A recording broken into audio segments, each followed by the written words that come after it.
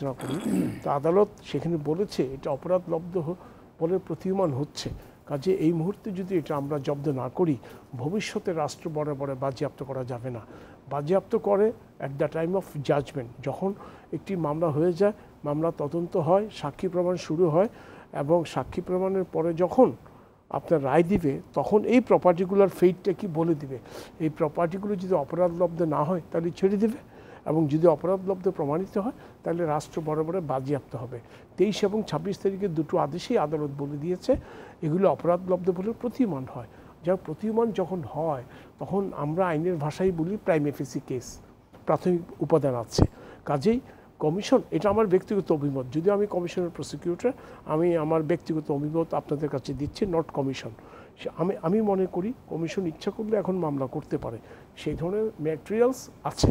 কিন্তু এখানে কিছু আইনি বিষয় আছে, যেমন কমিশন যে অনুসন্ধান করছে, এই অনুসন্ধান শেষ না হওয়া পর্যন্ত কমিশনকে অপেক্ষা করতে হবে, এবং পূর্ণাঙ্গ কমিশন অনুসন্ধান রিপোর্ট যখন পাবে সে ওর উপরে একটা ভেটিং হয়, ভেটিং হওয়ার পরে কমিশন সিদ্ধান্ত নেবে মামলা হবে কি না।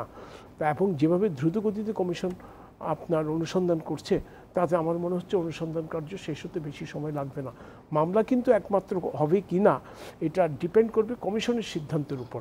কাজেই কমিশন হয়তো পূর্ণাঙ্গ প্রতিবেদনের জন্য অপেক্ষা করছে, কিন্তু আমার কাছে প্রসিকিউটর হিসেবে মনে হচ্ছে আমি এখন পর্যন্ত যা পেয়েছি আজ পর্যন্ত, that is enough for filing case.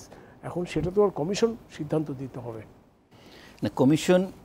কমিশনের হাতে যদি এ ধরনের তথ্যপত্র থাকে যে মামলা করলে তারা প্রমাণ করতে পারবেন, যেটি আইনজীবী হিসেবে আপনি মত দিয়েছেন। না, আমি মত দিয়েছি মিডিয়ার কাছে, মিডিয়া আমাকে জিজ্ঞেস করেছে, সেই কারণে মিডিয়া আমার কাছে প্রশ্ন করেছে, এই প্রশ্ন তো আপনারা এগুলো তথ্যপত্র পাচ্ছেন, মামলা করছেন না কেন? তো ওরই জবাব ধরে আমি জবাবটা দিয়েছি।